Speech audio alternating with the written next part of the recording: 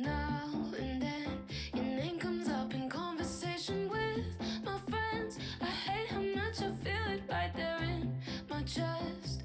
I hate how much I feel it, yeah.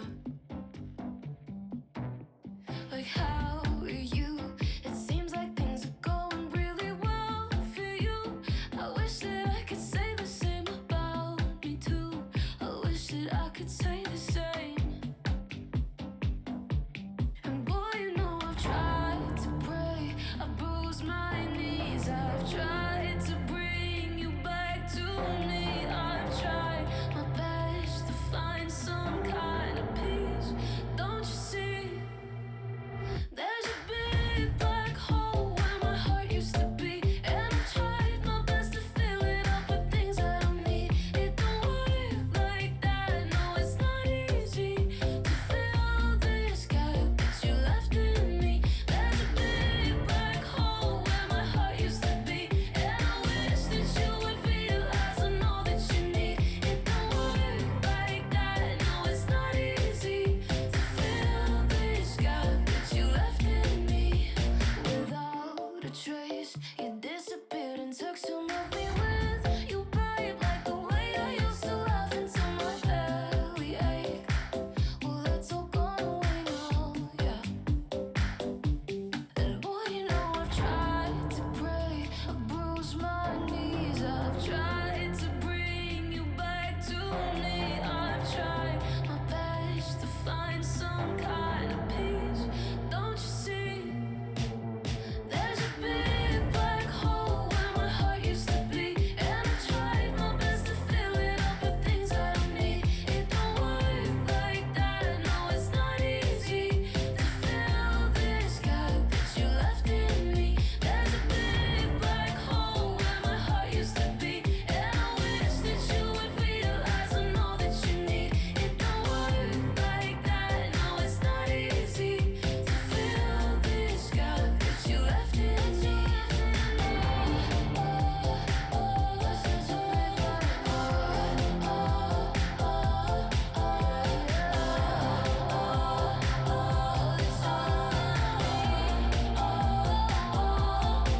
There's a big black hole where my heart used to be, and I've tried my best to fill it up with things I don't need. It don't work like that, no, it's not easy to fill this gap that you left in me. There's a big black hole where my heart used to be, and I wish that you would realize I know that you need. It don't work like that, no, it's not easy to fill this gap that you left in me.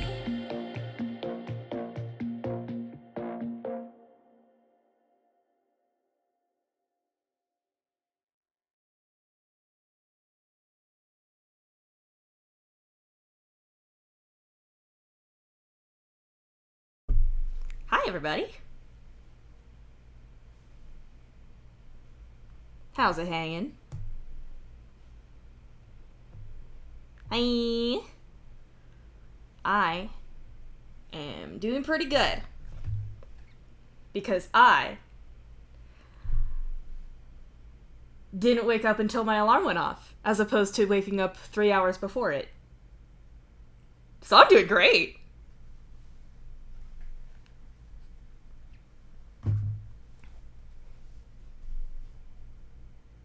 How are y'all?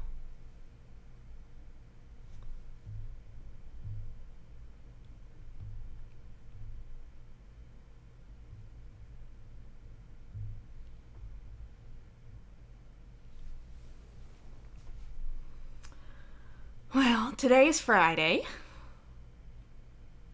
Iggy Friday, to those in the know. Of course I'm hydrated.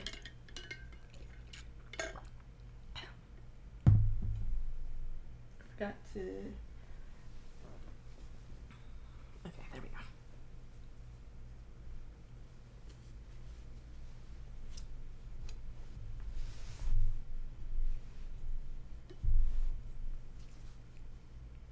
So, what's everybody up to? How's everybody's day going? We vibing. Vibing with a Y.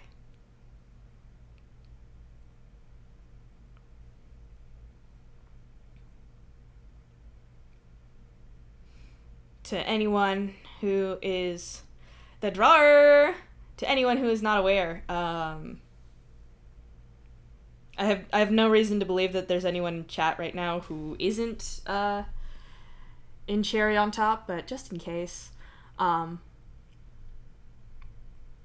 if you like both Tetris and Splatoon, there is currently an event in Tetris 99 that is side order themed. I'm probably gonna play that after this. Because I like side order. And I like how it looks and I like how it sounds of side order. Side order even.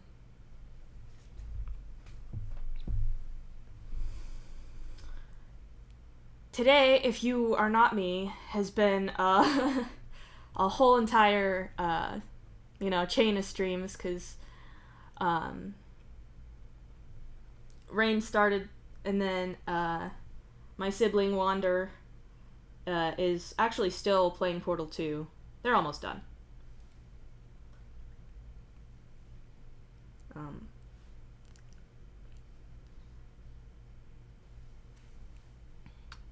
But as for me, this is all I got going on.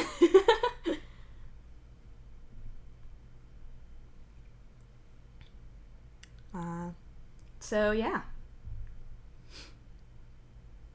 I suppose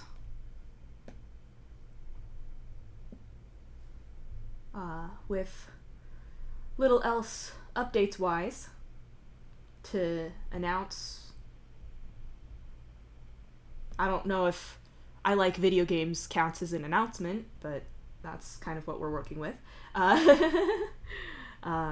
But I suppose with little else to sort of preface everything, we could just jump right into the intro real quick. Wander wanted me to wait for them to finish the video game, but I was like, yeah, you would have to be like already listening to the turret opera at this point.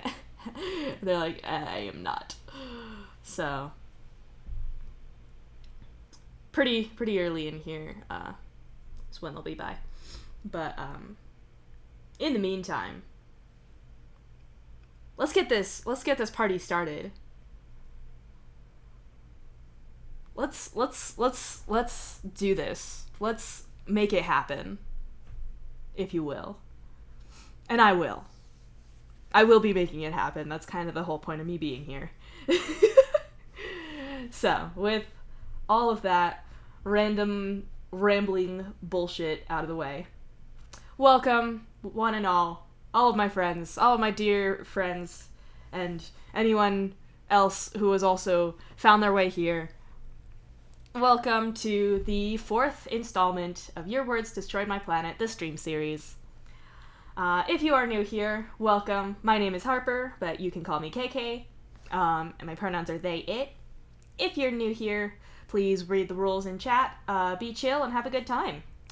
So what's about to happen is this. Your Words Destroyed My Planet by Unda is a million-word homestuck fic that focuses on Dave Soulcat. It is an AU set in a future where Earth and Alternia have been consumed by a mysterious force, and humans and trolls have escaped on spaceships for their survival. As of now, it is currently unfinished, if that's something that you care about. In this stream series, I aim to read the whole fic aloud by myself. Please take note of the tags on this fic, on this screen right here that we're looking at, and be aware that you may be in for the discussion of some sensitive topics. If you would like to read back what I just said, you can type !fic about in chat. If you would like the plane outside to stop making noises, you can't type a chat command for that, unfortunately. I could not get one that would make that work. But if you would like a link to the fic on AO3, you can use !fic link to get a link to chapter 1. Exclamation point fix song is a brief explanation of a very special feature of these streams, which I swear is coming soon, but not this time. Which is the pre-recorded song sequences. This command sadly cannot tell you which specific song is happening at any given moment, but I do have them in my brain, and there are other people who have them in their brains, and so I think with the power of teamwork, if you have a question, you will get an answer at some point. And then exclamation point fix sorry is just a couple of disclaimers / apologies because I'm a perfectionist, but I am not perfect. And so I just need everyone to know that I know. And fuck it, we ball. And then finally, you can use exclamation point VODs to get a link to my YouTube archive, where I'll be putting every VOD for this series as well as any other stream that I may do in the future. So, that's all my words. And I'm having a thought that I should run to the bathroom real quick, actually. I'll be 2 seconds, I swear.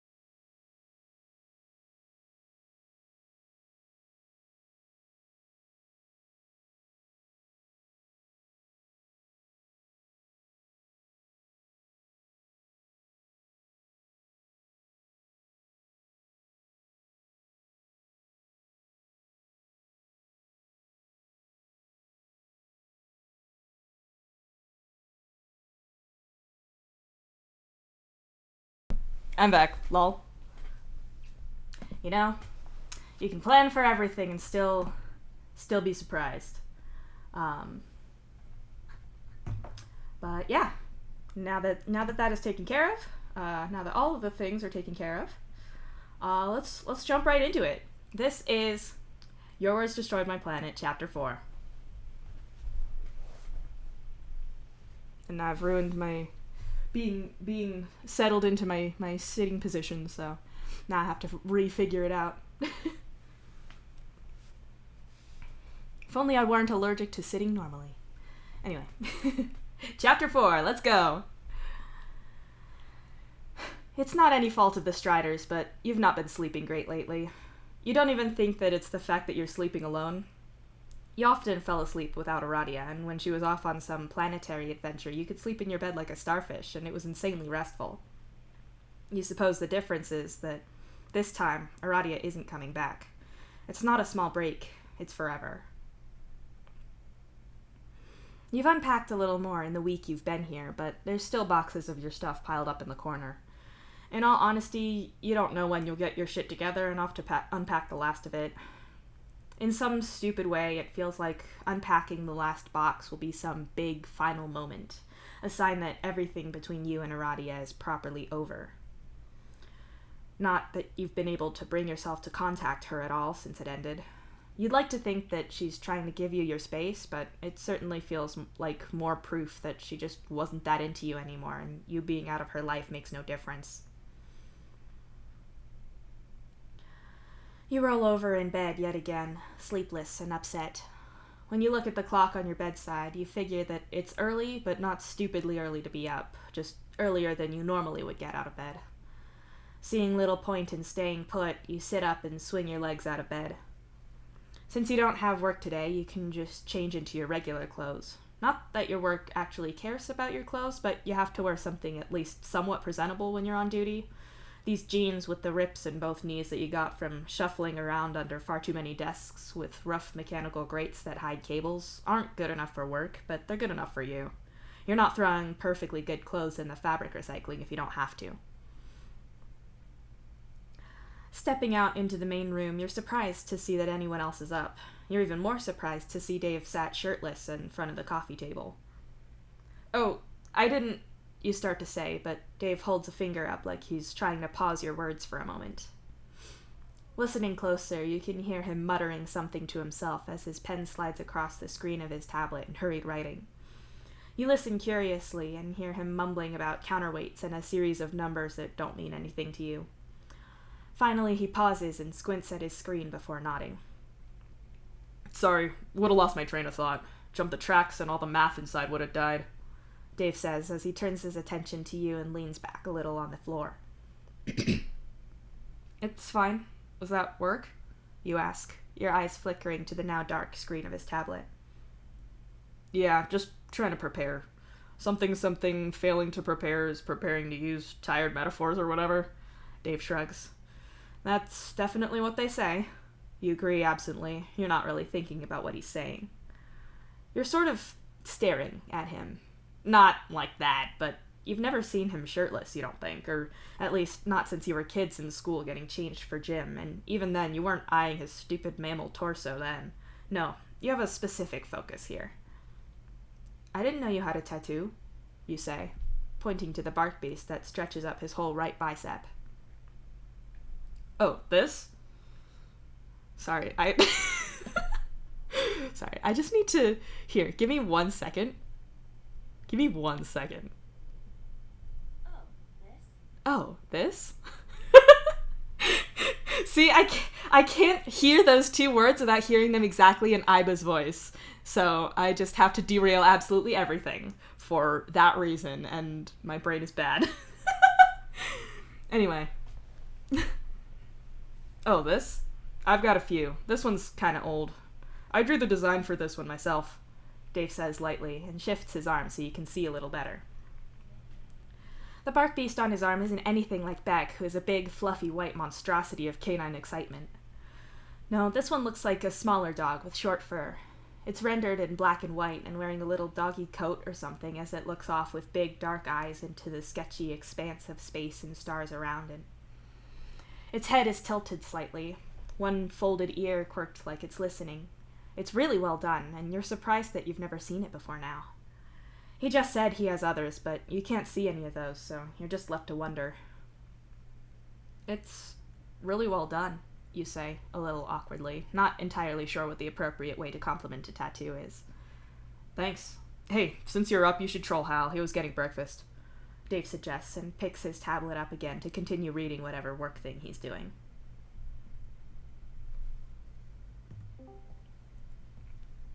"Hey, Dave said to troll you." "Oh, you're awake. I'm grabbing breakfast from Kazar's. Did you want something?" "Do they still have that special with the hash browns?" "Sure do. Do you want that?" "Yeah, and a coffee the size of your head. Pay you back later?" "Sure. I know where you live. Also where you work." You're the laziest stalker ever. Or the best.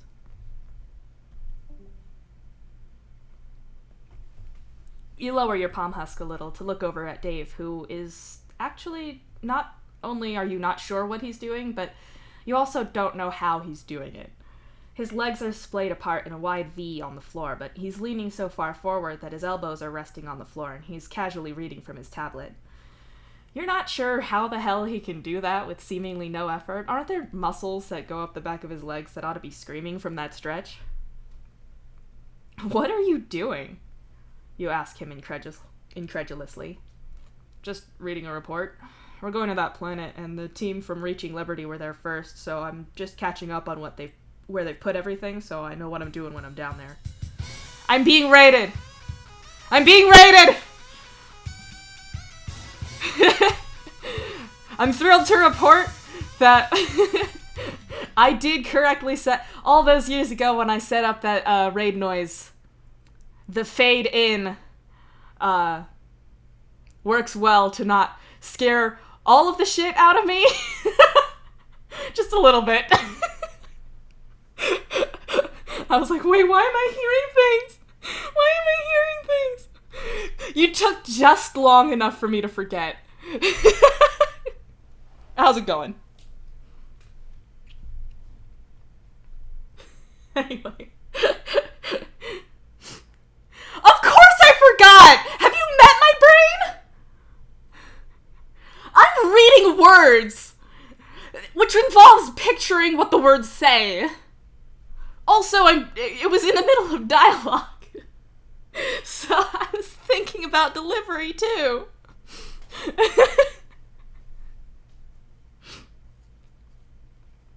Do I look like a ghost with a working brain? Does this look like a big brain face to you? Anyway.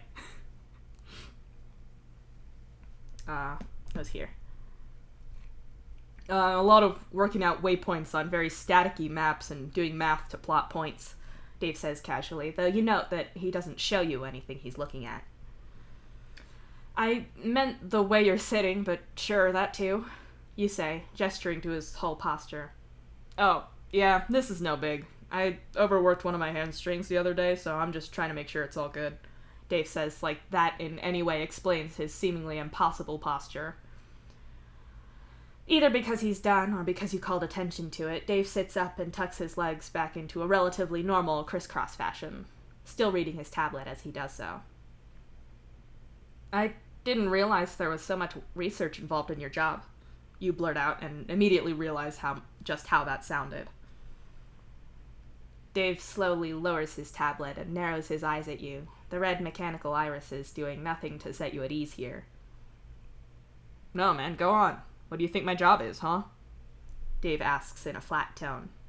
I mean, it's not like that. You just go places and help people do whatever they need to do, like Aradia's work with rocks and any fossils, or Jade with her plant and animal shit, you say awkwardly. I'd argue that last point, but I've seen Jade put on a glove and get elbow deep in alien animal shit, so I'm not touching that one. Or her until she'd had like 2 showers. Gross.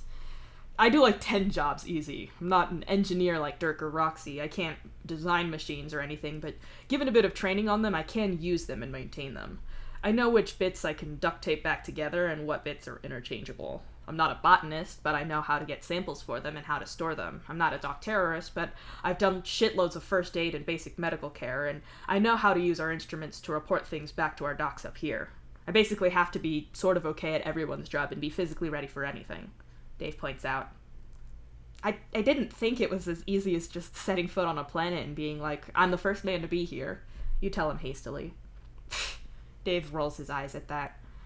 Being the first somewhere isn't hard to do. Even if you're not the first on a planet, you have to go barely any distance before you're the first guy there. Man, what was it that Cornel said? Oh, that was it.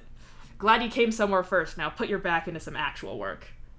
You and Dave both break down in an immature sniggering at that, so at least you know he's not actually mad about what you said. I really didn't mean to sound like an ass, though I know I am an asshole. I try to only be one deliberately. Not that it always works out that way, you assure him after the mutual snickering has passed. It's fine. I'm not precious about it. Not about to demand you salute me for my service or whatever bullshit the sailors pull on human ships. That fuckery gets culty real quick. I'm glad it doesn't happen much here, Dave says. The ship you came from before was mostly human, right? This one's only 5% human? You ask curiously. Before Dave can answer, Hal walks through the front door with food, and better yet, coffee. The ratios were probably flipped before, so yeah, about that, Dave answers. What was what? Hal asks as he hands out food.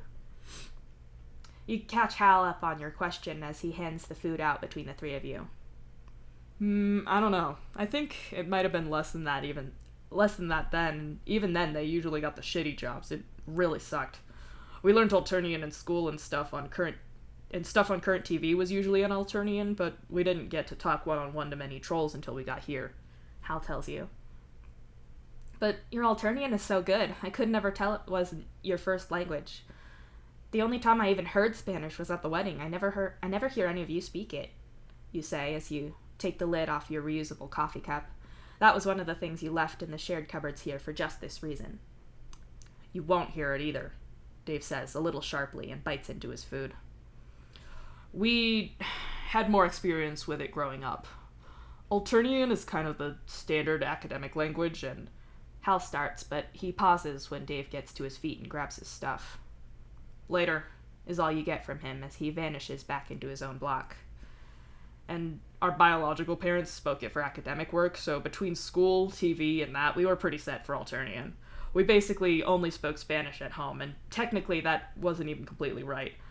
Our mom's family was from Spain, and the other side was from Mexico, which are two different kinds of Spanish. Even they had to switch to Alternian occasionally. Our Spanish is kind of a mashup, so Alternian is just easier. Hal explains. Did I say something wrong? You ask uneasily as you look at the place Dave had just been moments before. Dave doesn't talk about them, ever. At most you get something in passing or an insult about them, but yeah, he doesn't talk about it. Hal explains as he leans back in his seat. And I'm not pissing you off by asking. You check.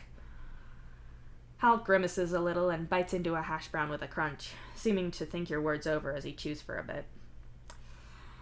I don't like talking about them, but denial is stupid. My parents were wildly shitty. Dad is the only real father we've ever had. It doesn't matter that he's our adoptive father and not our real dad. I'm not going to go into all the shit they pulled, but I'm not going to vaporize from just mentioning the fact that they existed or that we spent a lot of our lives there, Hal says finally. You contemplate that for a moment. Cyclops' dad wasn't the greatest Lucis ever, and stuff with Matuna sucked, and that's a topic you'd rather not go into either. But things weren't bad as such, certainly not to the level that it sounds like it was for them. But you can feel empathy there and not step on your hive mate's toes by bringing up the wrong conversational topic. Glad you're here then, you say, and hold your coffee cup towards him. Hal's mouth quirks into a slightly ketchup-tinted smile, and he carefully knocks his coffee cup into yours. It probably didn't help that I accidentally implied that I thought Dave's whole deal was space jock who didn't need two think sponge cells to rub together, which I don't, but it kind of came out that way. You add and sip your coffee. Oh, yeah, that'll do it. Hal snickers. Thanks for the food, by the way, you say around a bite of said food. It's fine, just send me your credit or get the next one. Oh, you wouldn't believe the asshole in line with me, though. Hal groans. You're still chewing, but you make a vaguely interested sound. This guy was honest to God yelling in this cashier's face about making the special sauce that they have off menu, and this girl was like, Sir, I don't know what you're going on about. There's no special sauce. Turns out, this guy's moral just always mixed his ketchup and some ranch together for this god-awful abomination that apparently is the secret to this idiot being alive. Like, anyone would have known that. And credit to this girl for working it out after getting him to describe it, and in the end she just handed him the separate sauces and told him to do it himself if that's what he wanted, Hal says. Wow, that's both disgusting in a taste sense and a how you treat people sense, you say. I know, right? He didn't even do that. He spiked the sauces on the floor like the big touchdown football sportsman at the game, Hal starts. Why are you like this? You groan, but Hal ignores you and keeps talking. It goes everywhere, and then he turns to this girl and yells that he's never coming back here. And I swear, I'm not making this up. She looks him dead in the eyes and asks if that's a promise. The guy screams and leaves the cleaning bots, and the cleaning bots start fixing the mess, but I swear, I nearly died on the spot. It was so funny, I couldn't even laugh. It was like I was just gonna burst. Hal wheezes. Aw, shit. Why are you saying that to me? You better be fucking joking lying. You better be fucking joking lying. Oh no! Oh no! Oh no! Oh no! Oh no! Oh no!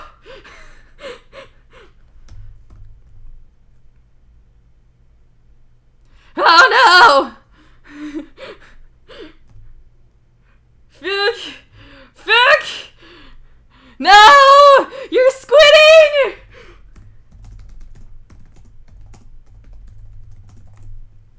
You gotta be squiding me! Yay! Did it work? Did it work? Is it back? I should stop yelling about it. Are we back? Oh, you gotta be squidding me. You can't do that. Okay, we're back. Awesome. Great. Damn, OBS, you can't just say that's me. Fucking Christ. Okay. I'm normal. I'm the most normal. I started fucking yelling a lot. Because the first thing that happened was, I bet it would have, if it wasn't the whole problem being that, it disconnected, then you would have heard the actual, desktop, like, notification, be-doo, the little noise. Because it was letting me know that OBS had disconnected, and I was like, wait, fuck, you can't say that to me. You can't, that's not allowed. This is why I'm recording. There is a chance that the recording will have my entire yelling freak out in it, and I think that's really funny. Any case, that will be fun.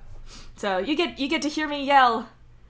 Yeah, I mean, I fucking hate, video editing, and I don't even really have a good thing to do it in, so I don't edit them. It will still be in there. And I'm just going to have to live with that for the rest of my days. And I will live with that for the rest of my days. Anyway, Hal was telling you an amazing story about an asshole.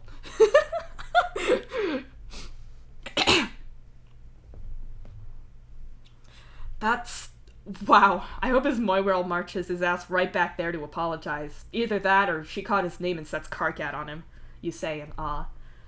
I know, right? Needless to say, I tipped her, because that was a hell of a show. Hal grins. You think you'd have done the same. You pass the rest of breakfast in your normal casual chatter, but finally Hal decides he's going to go work on a personal coding project, and you're left to yourself. You're not a guest in this hive anymore. It's up to you to entertain yourself. You're not entirely sure you want to be on your own, though.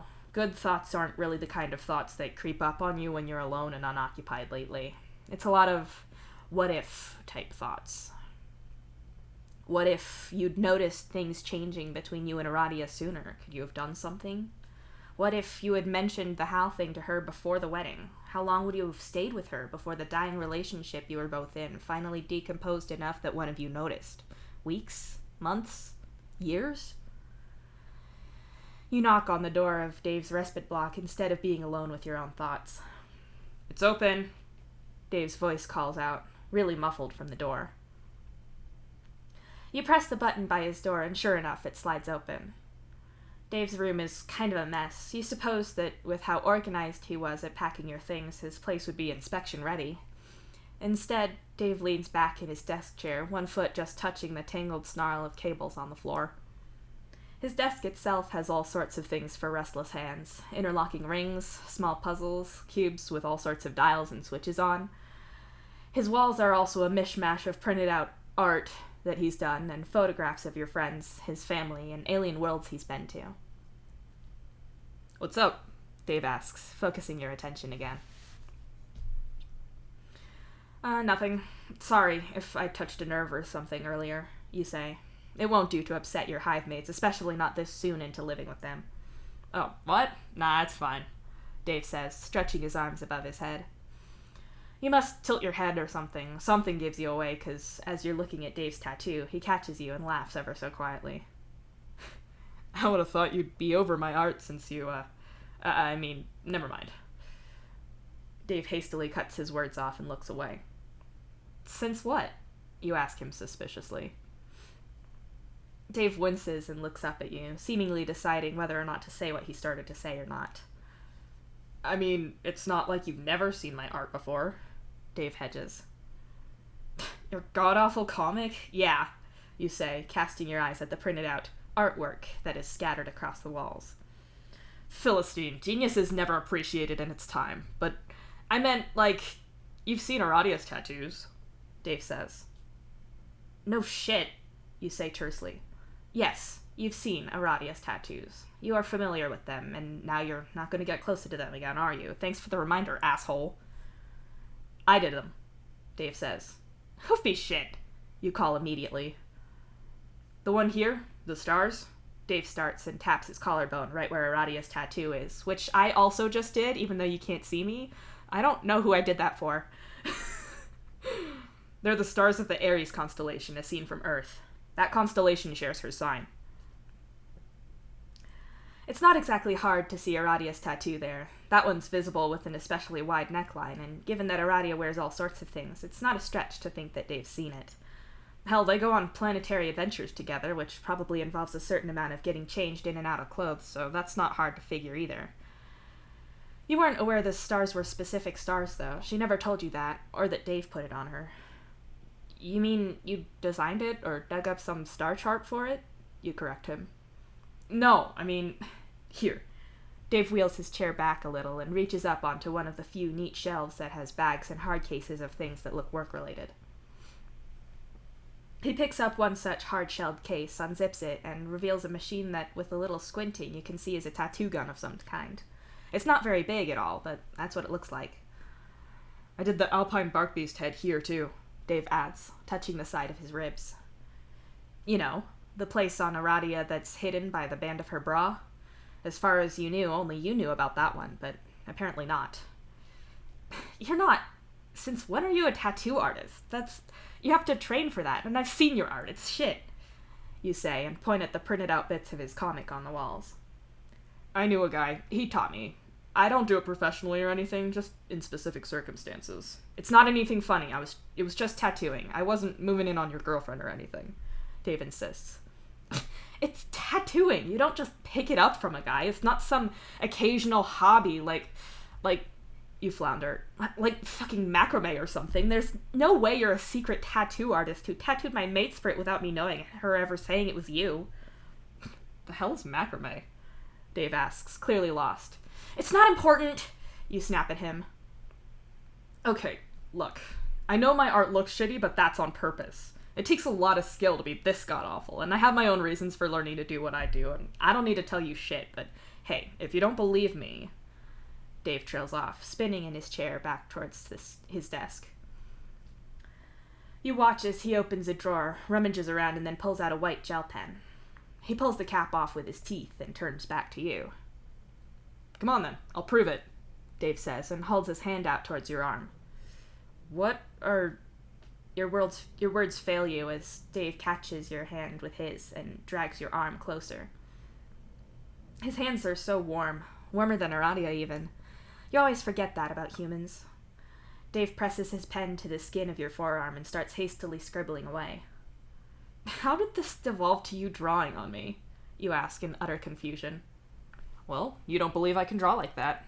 I'm not going to tattoo you, but I can do this, Dave says to your wrist as his pen flies over your skin.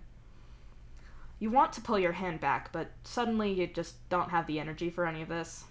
You're not angry that Dave tattooed her. You're maybe a little pissed that he is clearly an unlicensed tattoo artist and risked Aradia's health to tattoo her, but it evidently turned out fine. It's the fact that you didn't know that hurts. Why didn't she tell me? You ask, not really expecting Dave to have the answer. I don't know. Tattoos are kind of a thing for sailors, so maybe she just didn't. I don't know. I'm sorry, Dave says softly and lets you go. Looking down at your arm is a sketchy but incredibly accurate replica of Aradia's hidden tattoo. He really did do it for her, and she never told you. You think you say something to Dave as you leave, but you can't really remember what it was. You go into your room and half sit and half fall onto the bed, just collapsing like a puppet with its strings cut. You stare at the drawing on your arm in a kind of numb shock for several moments. Okay. No, you can't just sit around like this. You have to do something. Something productive. Getting back up again, you go to one of your unpacked boxes and snatch up the first things you come to from the nearest one. Only, when you have it in your hand, you realize your mistake. It's the fossil Aradia gave you years ago. On one of her first trips to a planet, she was investigating rocks, hit this one, and it split open, revealing the fossil inside. She kept it and gave it to you. It's a crab. Aradia said it always said it was funny, but for some reason, nature always seems to want to evolve crabs. They were on Earth, Alternia, and now some planet whose name you forget, but it also doesn't exist anymore. Only, this isn't a crab fossil, it's the negative imprint of a crab. The other half of the rock had the long since dead and transformed remains of that crab. What you have is the space where a crab once was, the place a crab was long since dead for ages. That's you right now. You're in the void of where your relationship with Aradia once was, and without you knowing, that relationship was long since dead. All you've got is the shape where it was, and you're not even sure about that anymore. Aradia never told you Dave did her tattoo, never told you that he was the one who drew the design out and that he knows the meaning. You're not pissed at that. It's not like he crossed a line, but she just didn't tell you. The fossil tumbles from your hand, but thanks to hitting your foot on the way down, it doesn't break. You don't feel the pain of the impact anyway. You fumble for your palm husk and drop onto your bed. What if she never even pitied me? Solix, no, you can't think that. I have no proof. I don't know why she does or doesn't do anything she does. Fine, riddle me this then. Why would she be with you if not because she pitied you? Even though that died at some point, and she stayed because she didn't realize, same as you, or because she didn't want to hurt you, it doesn't change that she pitied you once. I don't know. Did you know Dave did her tattoos? What? No. You have to have a license to do those. No way it was him. He showed me the tattoo gun, and he knew about them. He drew the same one on my arm in pen.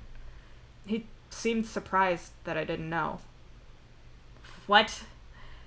How is Dave a secret tattoo artist and no one knows about it? That can't be legal. For legal reasons, I'm assuming you are joking. My friend would never do something so stupid. As a joke, I'm asking Gamzee about this. Oh, great.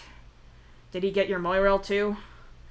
No, I mean, Gamzee does have tattoos, but he says Dave didn't do them. I won't repeat the thing that was definitely a joke that he just told me. Holy shit. So Dave was telling the truth. KK, did I even know her? There's all this that I didn't know. Just because you didn't know everything about her didn't mean your relationship wasn't meaningful. It doesn't mean it didn't count. I know it must hurt. I do, but you can't think it wasn't ever real. It was real to me. I know it was real to her as well. Was it? She's not called or trolled me once. She wasn't affected at all when I got back. What if I was just convenient, a friend with benefits? Solix, no! How would I know if that was true, and would it even look any different from this? Aradia's weird, okay? She always has been. This is probably some shock response from her. Like, it hurt so much that she could just only pretend that it didn't hurt. Then she wouldn't have reacted like that. She would have seen that I hadn't meant it and got mad or sad or something. That doesn't mean it was all a lie, though. Solix, I know she pitied you. I don't know when or why that changed, but she did. I'm sorry this happened, but it'll all be okay. Just don't throw out every good memory you have from almost a decade with her. I can't know what was real and what wasn't. I know. I'm sorry. I have to go. You fall back onto your bed and keel over sideways so your head hits your pillow. Despair and hopelessness wells up inside you so much that you feel like you might drown from it. It chokes up your chest and crushes your breath sacs. What is your life supposed to look like without Aradia in it? She was your gravitational center, the unwavering point that you tethered yourself to. You can manage to be something close to okay when you're not thinking too much, but as soon as you mentally come anywhere close to the topic of her, it's like you're dying. On the bed near your head, your palm husk buzzes a few times until you just turn the thing off. You don't want to talk to anyone. How are you going to manage from now without Aradia? But then, even as you think that, a part of your mind whispers to you that you've clearly been managing without her for some time. Aradia has clearly been checked out of your relationship for a long while, hasn't she? She didn't care that you were breaking up. She thought it made sense. She's not tried to talk to you. What did you do to drive her away from pitying you? There's so many things it could be, because you're the worst and she's so good. Is there some way you could go back in time and fix things? Something you said that you could swallow instead of speaking out? Were you too in her space and too clingy? Or were you lazy in your relationship with her? Did you not pay enough attention, listen to her about her work enough? You can't pick one thing out that you did wrong. You thought things were fine and that you were settled and stable. Doesn't that mean all of it was wrong? Or is it like that adage where you put a crocopper in a pot of water and slowly bring it to a boil and it never notices until it dies? Did you give your matespritship a death by 1,000 cuts? Years and years of not being quite good enough for her, and with each small error you choked more and more life out of your quadrant? You almost wish it was one thing, that Aradia had been furious at you for being Hal's date and dumped you for that. At least you could have pointed to that mistake and known what you did. At least she would have cared. This feels so much worse. Your tears don't come in big, racking sobs. Instead, you lay with your face smushed into your sofa pillow and tears simply leak from your eyes. Time becomes somewhat nebulous for a while, at least until you hear a commotion out in the main room. You're not getting up or anything, but you're listening a little. The particular cadence of Karkat's irritated and forceful voice reaches your ears, and that really does get your attention. "Here, let me in!" Karkat snaps. "I wasn't trying to keep you out. God, I'm just saying, Solix is in there, I think, but if you're looking for Dave, he's out." Hal tells him. "The fuck would I want to speak to Dave for?" Karkat demands. You don't quite catch what Hal says as you get to your feet, but you can certainly place the familiar dry tone he uses when he's technically not saying anything untrue, but is, however, saying it in such a way as to deliberately get a rise out of someone else. You open your door to Karkat's angry sputtering as he tries to come back with something to say. Looking at Hal, though, you think that although Hal has never been prone to text emotes in his messages, that his face right now could be perfectly conveyed with the energy that you get from... You're just gonna have to look. It's Mischievous cat face. It's Mischievous cat smile. Whatever you're gonna say to Hal won't help. You warn Karkat. Karkat was clearly getting ready to point his finger in Hal's face and yell, so instead he just changes finger and slowly flips Hal off as he walks away. Hal watches quietly as Karkat backs up and only laughs when Karkat has to glance behind him to check he's going to make it through your door and not hit a wall. Is as far as you get, because Karkat muscles his way into your block, shoulder checking you on the way. More accurately, his shoulder hits your chest and makes you wheeze slightly, because Karkat is physically dense as well as, whatever. You move back to your block and shut the door, leaving Hal to his victory over Karkat.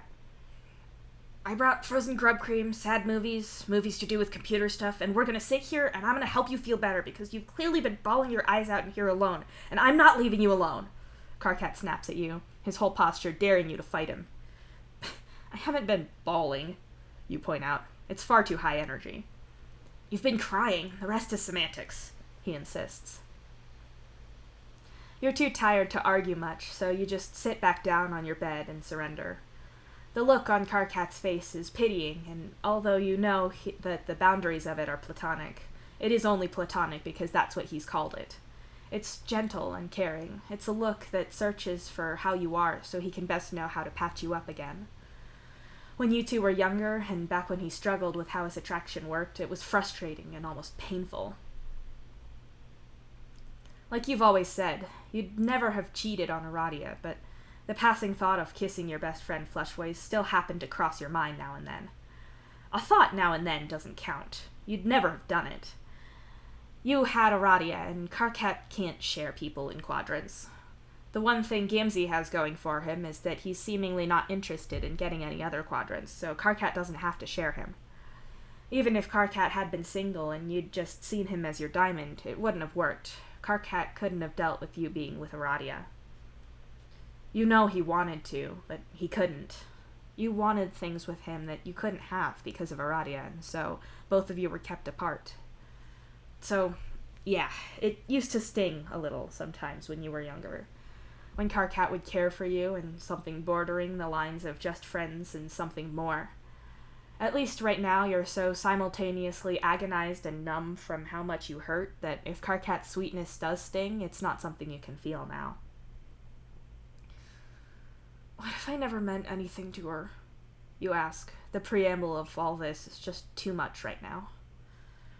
Karkat's face pulls into something sad and sincere as he sits down with you. That's not true, he assures you. You don't know that. You didn't see the complete lack of reaction that you insist, but Karkat holds his hand up to stop you. She wouldn't have dated you in the first place if she didn't like you. Aradia's never been subtle about this stuff, he tells you simply. And if she agreed and then realized that, oh no, she only liked me as a friend but didn't want to hurt my feelings, you counter.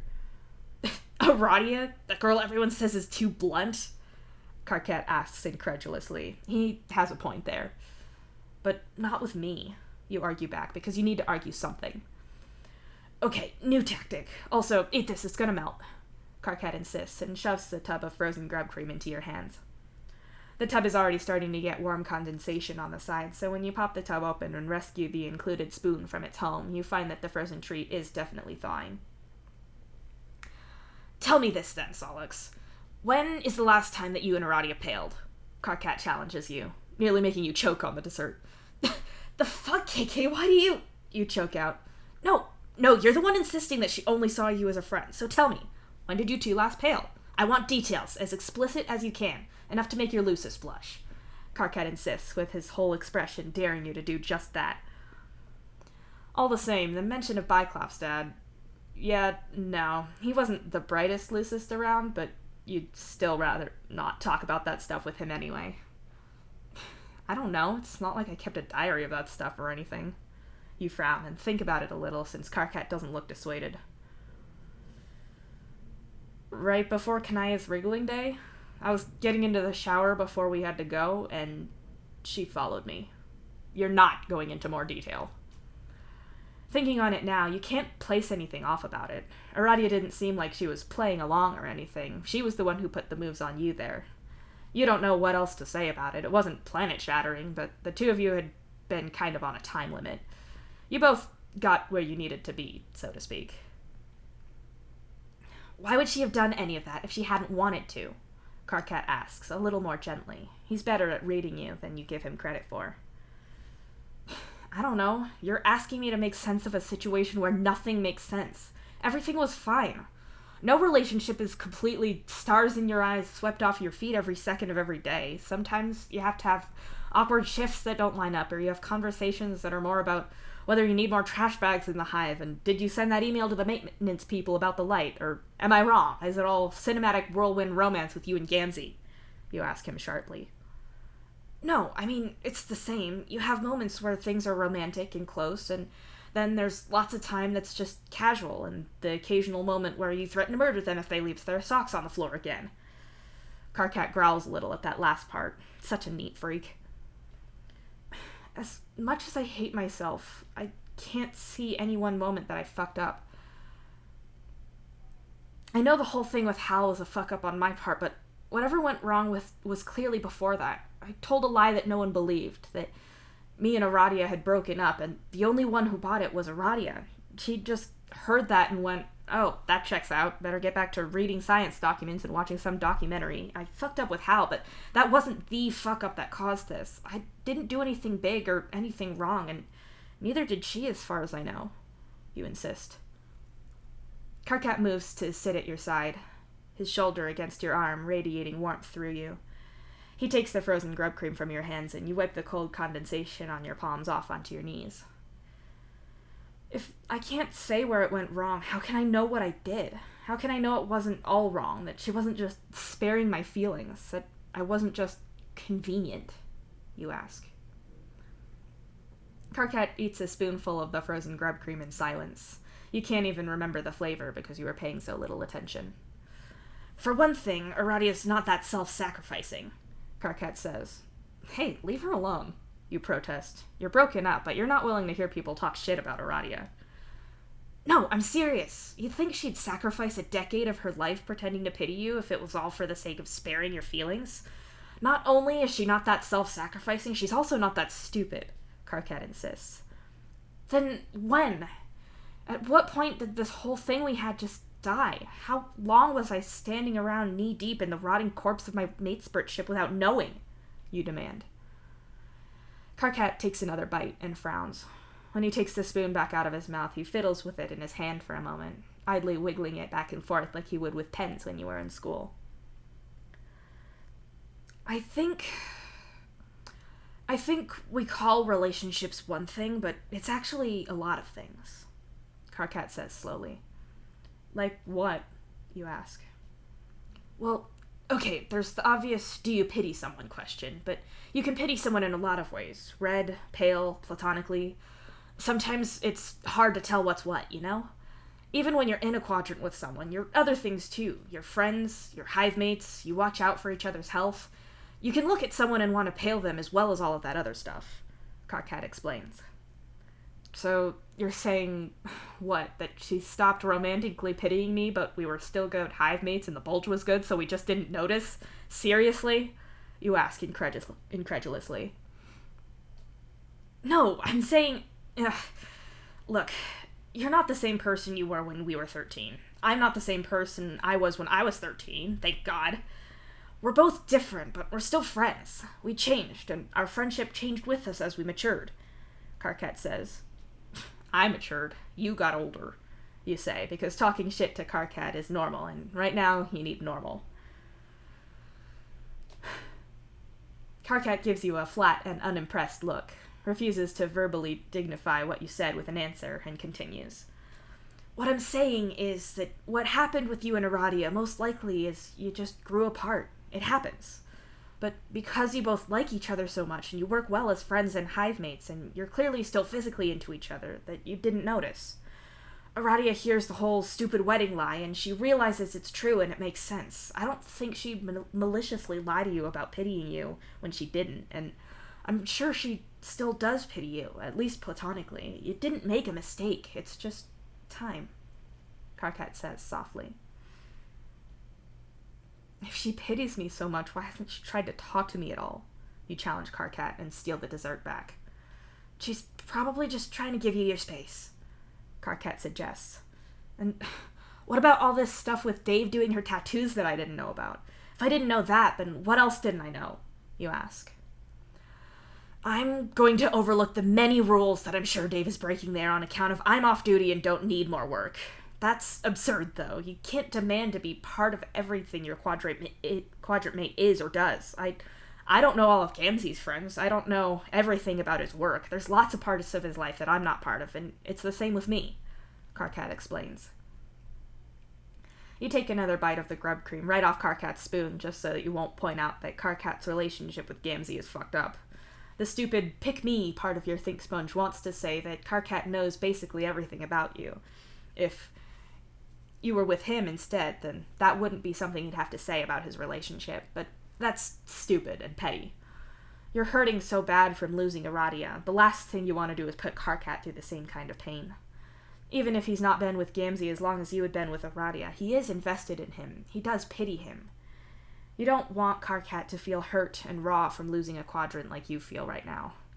You'd rather things stay as they are and Karkat stays relatively content.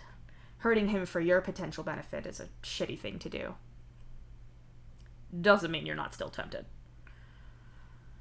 I just wish it hadn't happened, you say quietly. I know, Karkat murmurs. He reaches up and pulls you down into a hug, squishing your face to the softness of his shoulder and neck. His claws carve little paths through your hair, and his soft fingers rub at the inside curve of your horns.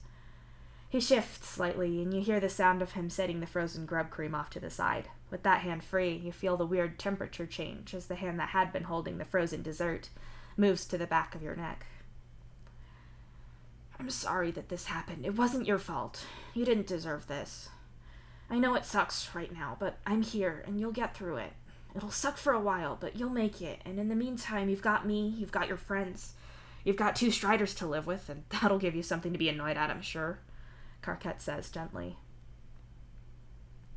You don't have anything to say, so you just wrap your arms around Karkat's middle and hold him tightly to you. You think you might be in a place where it hurts too much to cry right now. There's nothing Karkat can say to make it better. If Aradia had cheated on you and ripped your heart out, he could rant about how dare she do that and break your heart. It was all her fault. Or if you'd fucked up, then you could talk about that. But this? There's no blame to be had, no fingers you can point, and no lessons to learn from the idea that you and Aradia just grew apart, and it sucks.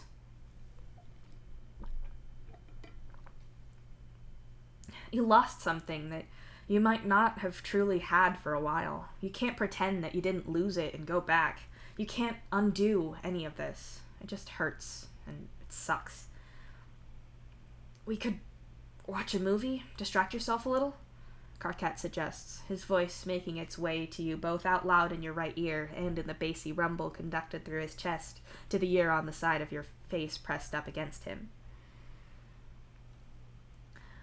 You shake your head against his chest. You don't want to watch something and try to lose yourself in the lives of fictional people. You're pretty sure you'll just end up comparing their situation to yours, no matter the genre. What about the arcade? Karkat suggests, and that gets your attention. There are, technically, other arcades of various kinds on the ship. There are ones that are set up to be escape-type puzzles, all sorts of VR games, ones hosting esports or card game tournaments. Those are all fine, and several of them you like, but they're not the arcade. In your mind, the arcade of the ship is your single favorite place to be. It has game systems, both new and recreations of retro ones from Alternia and Earth. It has physical games like air hockey and various ball-throwing games, dance games, fighting games, claw machines, and everything. It's claimed an embarrassing amount of your time and money over the years, and you have no regrets on that. The number of wriggling days you've held there is embarrassing, not to mention all sorts of celebrations. Most of your friends are nerds of some variety, so it's not like the trips aren't widely enjoyed.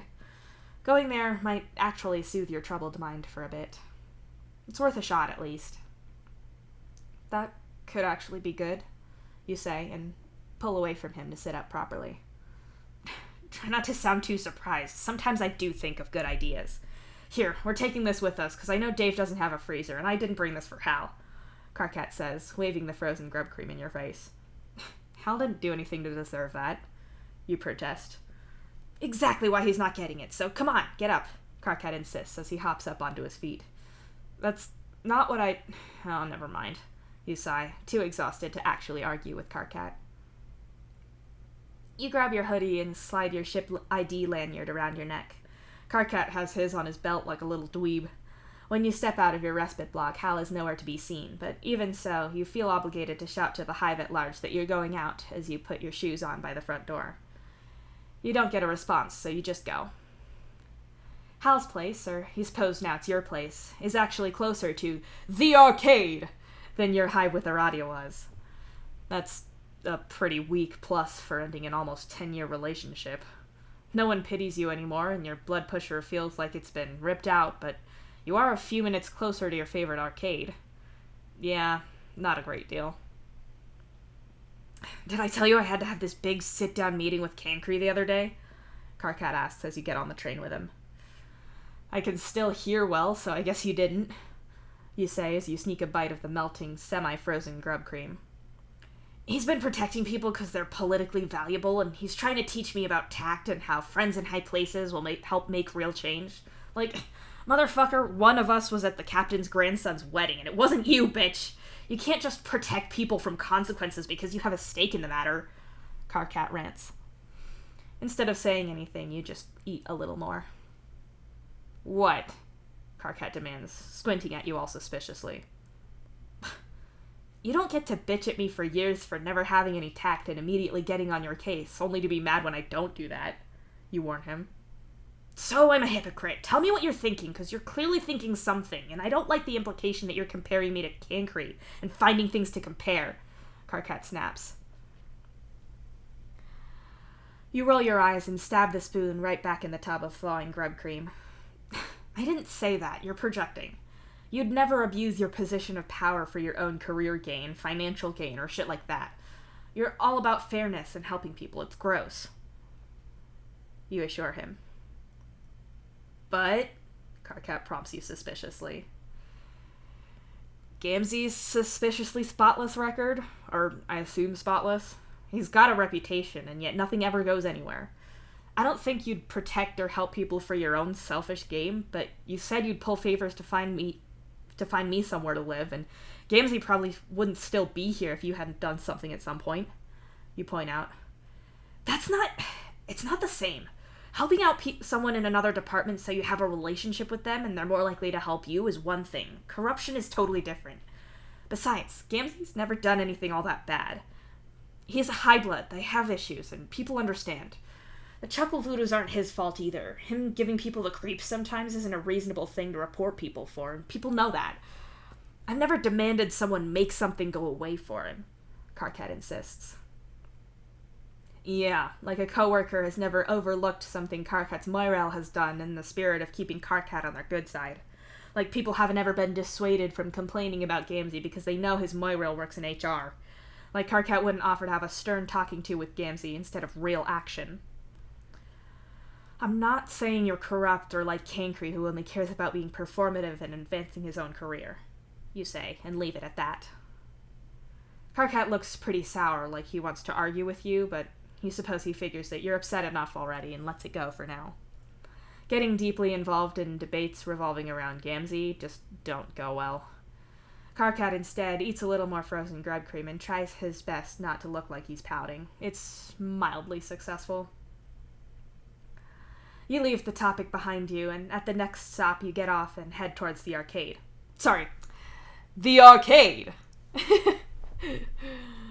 Even from a distance, you can hear and smell it.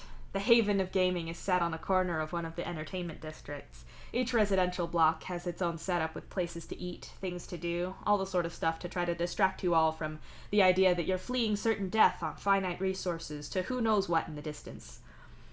More specifically, though, this entertainment avenue has several floors of open air, although stairs and walkways interconnect the two sides. After about 6 floors or so, there's a ceiling and then other stuff above it, but at least here there's a glittering ceiling of glass that, due to some contamination, couldn't be recycled, and metal fragments that give a bright look to the roof above the enclosed area. Your very favorite arcade is on the corner of one of the lower floors, but as it goes up through 3 with a little food area in the middle. As you draw closer, the smell of sugary treats and spilled sodas meets your nose as the cheery chimes of games greets your ears. You feel a little better just getting close to it. Heading inside, you take a left on impulse, with Karkat following you as you eye each game in turn. There's always a decent number of people playing in here, but it's not packed right now. Pretty much perfect for you. You lead Karkat to some rail shooter game where each level is a new planet. Karkat's aim is worse than yours, but he makes up for it with angry cursing and insisting that he will kill the things you have to shoot and that he can do it. When the two of you eventually die, you tap your ID to the console to rack up your points. You've got a membership with this place, and though, as a psionic, with physical psionics, you can't get points from the games where you have to throw stuff, hit things, or make things fall, you can still get points for prizes on all of the other games. Karkat doesn't bother to get his points, but he does still ask you where you want to go next. Even though you can't get prize points from the physical games, you do kind of want to see Karkat fail at the games up there. Upstairs? You suggest. Lead on, Karkat sighs. The pair of you hop into the little elevator and get out at the next floor. Have you heard anything from Feferi lately? Karkat asks you curiously. Nah, I guess she's too busy trying to be whatever the replacement for Empress is now. You? You ask. Nothing. I hear from Eridan sometimes, but it's really only gossip and complaining about people there. Not that it's not useful information to know, I guess, but... Karkat shrugs. Yeah, it's not either of you hearing from people you'd once considered really close friends, but as it happens, right? People grow apart. Karkat whips a ball down the gated-off game area and still manages to bounce it back so hard that it would have hit you both had you not psionically caught it. Shit, KK, you're gonna get us kicked out, you snort. Yeah, well, it's not... Karkat pauses and looks off with a frown. What? You ask. I swear I just heard Gamzee, Karkat says slowly. You grimace at the idea, but you can't see why he'd be here. But then you catch it, a faint strain of another voice you know. Not trying to piss you off or anything. Dave? Karkat whispers to you, and you nod. That was definitely him. Karkat looks around, and so do you. There's no sign of him, but the food area is around to your left. You point, and Karkat grabs your arm, stealthily heading that way. It ain't like that. That's Gamzee's voice. You hear it now. You and Karkat peek around a machine to see Dave and Gamzee both facing a machine as another sailor, Fazer, casually jabs buttons at it. Mostly, you know that Aradia is there with them, drinking a soda and picking at nacho chips like everything is fine. Even seeing her is like a shot to the pump biscuit. What is Gamzee? Karkat starts to say, but you shove your hand over his mouth and both duck out of sight so you can listen but not be seen. I'm perfectly fine. You're worried about nothing, Aradia insists, her voice all soft and soothing like she'd use with you sometimes when your mind was acting up on you. I don't see what the problem is. If Aradia says that she's fine and nothing is amiss, then who are we to doubt her? She knows her own experience better than we do. There shouldn't be a need to sow discord here. The sailor you know least well, Fazer, says calmly. Discord is already here. Denying shit isn't cool, Dave retorts. Discord is already here?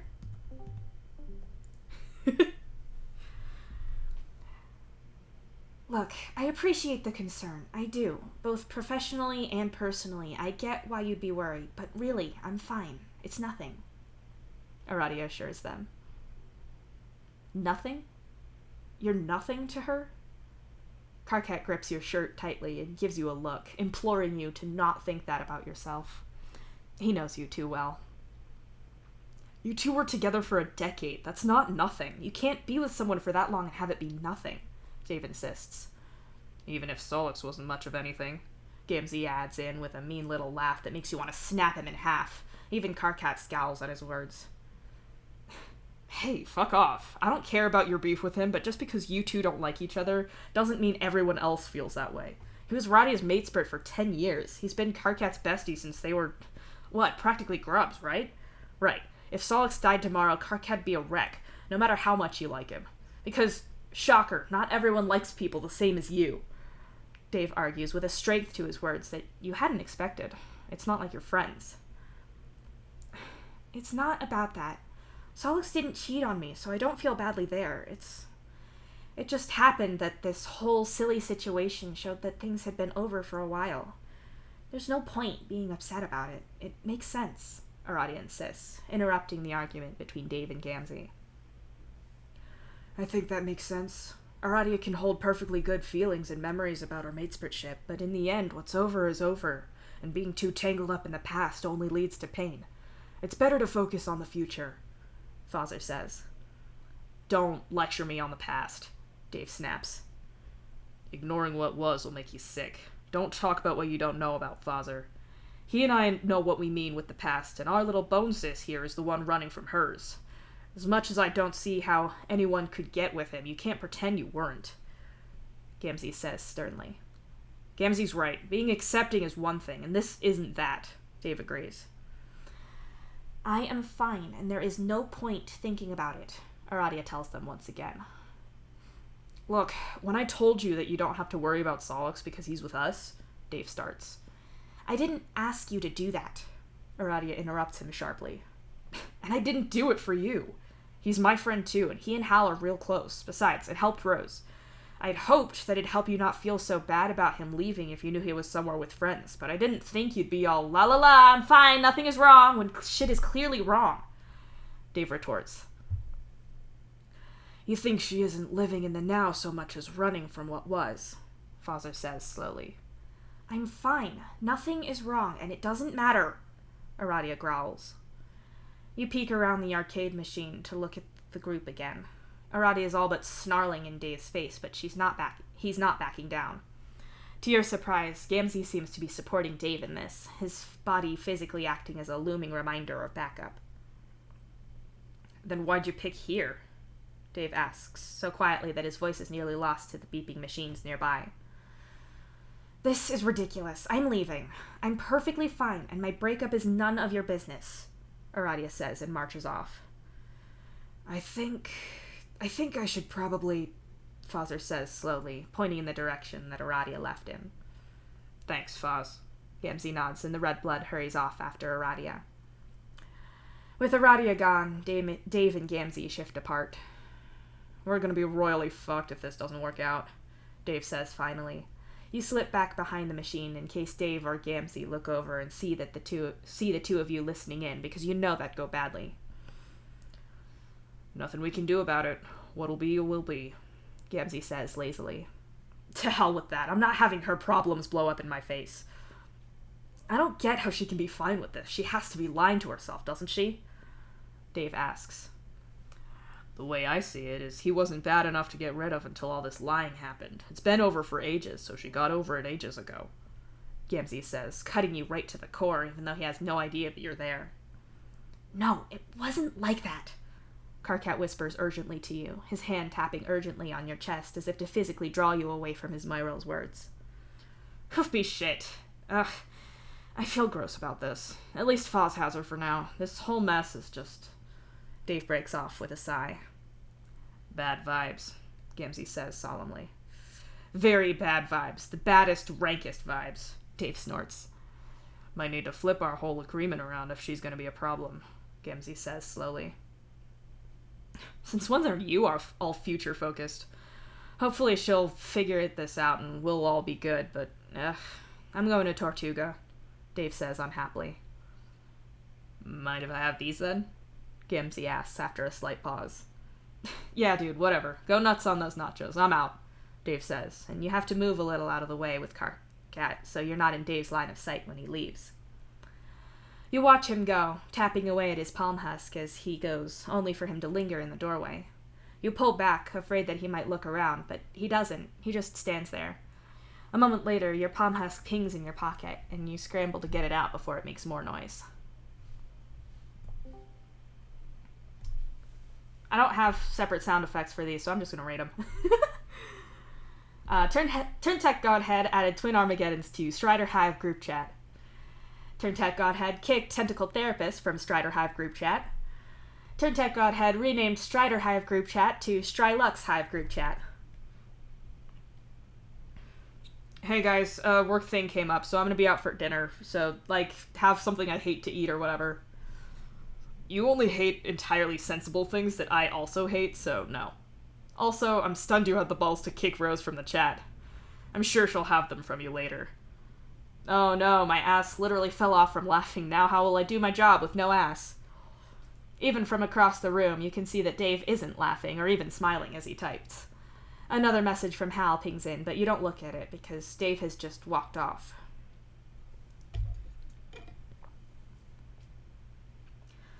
Solux, Karkat says quietly, sympathetically, platonically pityingly. We should follow him, you say instead. What?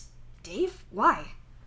Karkat asks, but you're already hurrying off after Dave, trying to also keep out of Gamzee's line of sight.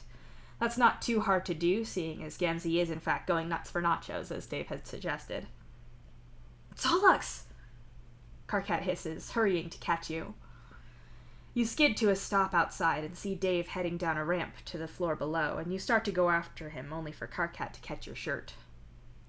Stop walking, stupid! If Dave finds you following him, he'll be pissed, and you have to live with the guy. Did you forget how many times people tried sneaking up on him and Terezi at school because they couldn't see, and it never worked on either of them? We're lucky that just eavesdropping didn't make him zone in on us with that sixth sense or whatever he has. Karkat snaps as he glares up at you. He's meeting up with my ex and your Moirail and then lying about where he is, and you're not even a little curious about that? You demand. Of course I am, but following him is just gonna get us caught. But he said where he was going, didn't he? I just have to look it up. Something. Tortuga. Let's see. Karkat murmurs as he taps away on his own palm husk. You relax a little, more than happy to work smarter and not harder. Karkat frowns as he reads and only looks up when you poke him in the shoulder. Sorry, it's It says it's a private members club, but their page has no information on who goes or how you get membership. There's no website or anything. I only have the address and the manager's name. It's somewhere down in the engineering deck, which is a really weird place for a bar or club of any kind, Karkat says with a frown. Since Gamzee didn't ask what he meant, he'd know, right? So maybe it's a sailor thing? You suggest. Maybe, but I didn't have any idea that Gamzee hung out with Dave or Aradia outside of work. I don't even think he's mentioned that other guy to me ever, Karkat frowns. Oh no, Gamzee is secretive and suspicious. Who could have ever seen that coming? I want to know what all that was about back there. I have to know. We have to go to that place and find out what it was about, you insist. Do you think you might be deflecting a little? Aradia's comments were pretty hurtful and dismissive back there. Not that she knew you were listening, but still, it hurts. Do you think you might be obsessing over where Dave has gone and why he's hanging out with Gamzee to distract from how you feel about the fact that Aradia described you breaking up with her as nothing? Karkat asks. He could have just fucking stabbed you in the chest. It would have hurt less. You can't even begin to justify yourself. It just hurts. Come on, I'll take you back to yours, Karkat suggests gently, and you go with when he nudges you back the way you two originally came from. As much as you'd rather focus on the new and intriguing mystery of why are Dave and Gamzee doing anything together with Aradia, you can't quite get past how honest Aradia sounded when she was telling them that she was fine. That there was nothing to be less than fine about. Your breakup was nothing. That she feels nothing. So, that's what you are to her. Nothing. Even as you want to redirect your anger and your pain, you can't help but notice that although Dave lied about where he was, he did argue in your defense back there, and it was confirmation that he's not giving you a place to live as some favor to Aradia. That's not a worry that had occurred to you, but it would have made some kind of sense that he'd make sure his friend's mentally unstable ex was supervised. Shit! Karkat blurts out suddenly, making a few passers-by look around at him. What? You ask. I just realized we left the frozen grub cream at the arcade. Karkat groans. It was melted anyway, it's fine, you say with a shrug. I got it for you, not random teens in the arcade. Karkat grumbles, folding his arms like the petulant little kid that he hasn't been for forever. I think random teens who eat whatever they find in the arcade get the food poisoning that's coming to them eventually. Don't worry, you sigh. Well, now I'm worried about that, Karkat says with a guilty expression on his face, like he is responsible for other people's poor decision-making. It's fine. You don't need to come all the way up, you know, you tell him as you approach the corridor that branches off to your new hive block. Right, sure. I guess I could just go back to my hive. Look, just promise me you'll troll me if you're feeling shitty. I know this is rough, but I'm here for you. You know that, don't you? Karkat asks earnestly, looking up at you with wide, red, imploring eyes. You sigh and pinch the bridge of your nose. It's so hard to deal with him when he's sincere and genuine about things. Yes, KK, I know. This whole thing is shit. I don't know what to tell you. You say with a deep sigh. The two of you have stepped off to the side, but you're aware that you're still broadcasting your business to everyone in your hive block who happens to walk past. It is shit, and it's okay not to feel okay, Karkat says gently, and reaches up to set a hand on your shoulder and give it an encouraging squeeze. You're vaguely aware that if Gamzee was privy to this basically borderline pale display, he'd rip your arms off and use them like maracas. Thanks. Any other fortune cookie advice for me? You ask, because you're a prick. Go fuck yourself, Karkat snaps. Well, I've not got any other options now, do I? You retort without thinking. You realize it's depressingly true at the same moment that Karkat does, and you really can't deal with that level of sympathy from him right now. Okay, bye, going now, you announce, and scurry into your hive block as quickly as you can. The ride up to your floor is pretty sullen. Sure, you got off a great retort, but at what cost? You sigh deeply and drag your carcass back to your hive. After slapping your key card on the door, it opens easily enough. Thoughts of what you witnessed in the arcade are already bubbling up in your mind. To your right, you hear a shuffle, and Hal slides out of his block on his desk chair and leans back in it when he sees you, half in and half out of his respite block as he does so. Hey, you're back, he observes correctly. Yeah, you agree, somewhat listlessly. So you're in the group chat now, but I can't help but notice you not giving Dave shit. I, for one, am deeply disappointed, he tells you. There'll be other times, you say with a shrug, and consider retreating to your block, but something keeps you where you are. Looking over at Hal, you start to think. He's your friend, and he's definitely in a position where he owes you, so... Does Dave ever hang out with Gamzee? You ask Hal curiously. Gamzee? I mean, they work together, so sort of, I guess, but not like socially, unless it's a big party where Karkat's invited and his creepy clown Shadow comes with. Why? Hal asks. Does he ever talk about him? You press. Not really. Dave talks a lot, but it's usually just superficial stuff. So he mentions work, but usually only anecdotes or something funny that happened. He doesn't talk about his coworkers all that much. I mean, he's made the same kind of comments about him and Karkat that Rose has, that it's a weird-ass relationship and they don't get why Karkat's with him, but other than that, no, Hal says. He doesn't hang out with him socially, without Karkat being there, I mean? You continue. Hal frowns and sits up properly in his chair. Not as far as I know. Why are you asking me all this? Hal asks you seriously. You glance around the room out of some vague paranoia that Dave might have somehow appeared from the shadows just to overhear this conversation. This stays between us, okay? You say seriously. As long as whatever you tell me doesn't make me fear for your safety or that of anyone I care about, yeah, Hal agrees, always specific. I was just at the arcade with Karkat. He wanted to take my mind off of how shitty my life is right now, only we saw Dave, Gamzee, Aradia, and... Fuck, I've forgotten his name again. Fazar. They were all there, together, talking about mine and Aradia's breakup, and Gamzee and Dave were on the same side. It was weird. I know Aradia and Dave were friends, but she's never liked Gamzee, and I've never heard her mention Fazar beyond just knowing he's someone she works with, but they were all there together talking about us, you explain. That's weird. But, well, Dave said he was doing a work thing. Maybe having some kind of intervention about how she's handling the breakup. Kind of an odd crowd to do that with. I've never even heard of whoever that guy is, Hal says with a slight frown. Yeah, except the whole situation blew up and AA left, and I saw Dave invite me to the group chat and then claim he had a work thing after all of that went down, you point out. So maybe he had a work thing after, Hal says. I really don't think he did, you insist. No, look, clearly you don't know Dave all that well. For all he insists that he has this great poker face, he's the universe's worst liar ever. If he had a work thing, he had a work thing. Why would he lie about something so boring? I don't care where he goes. He's not got a curfew here or anything. Seriously, there are children's books harder to read than Dave. Whatever that was, it's not going to be something weird and sinister. He was probably just looking out for Aradia, and if Gamzee was agreeing, then maybe he was being sensible for a change. Hal assures you with full confidence.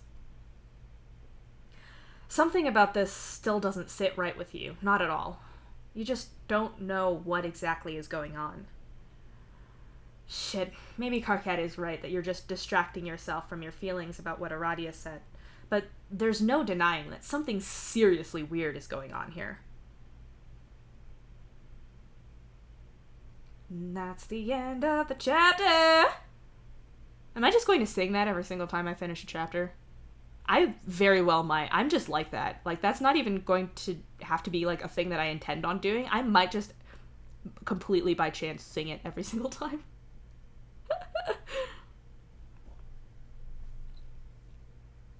That's the end of the chapter! How we doing, guys? How we doing, y'all? How we vibing?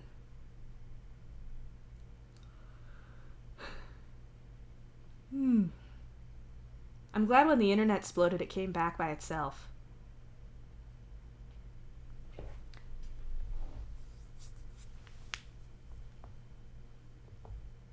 Yippee! So yeah. Seems there's a mystery afoot. What's Dave up to? I say it in that tone of voice because I know exactly what Dave's up to, but you don't, so I don't get to say it.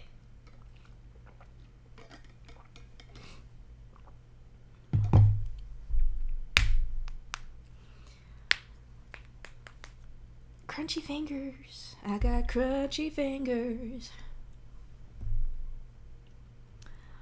So, yeah.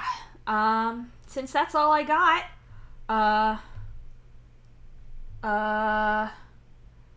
we'll be back on Monday. We should be back on Monday with chapter 5. Fucking the announcements will be in the usual places.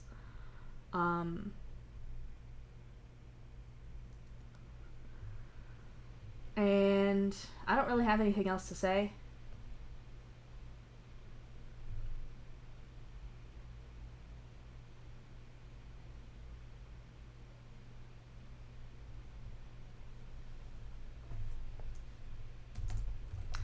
So, I guess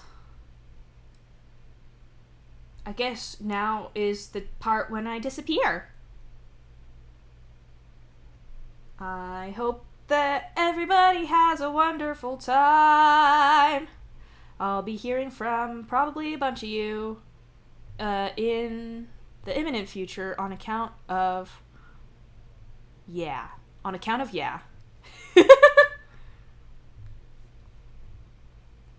Habagoob. And I'll see you guys on Monday if I don't die before then, which I'm not planning on, because that would be very inconvenient. So I'll see you guys then. Bye bye.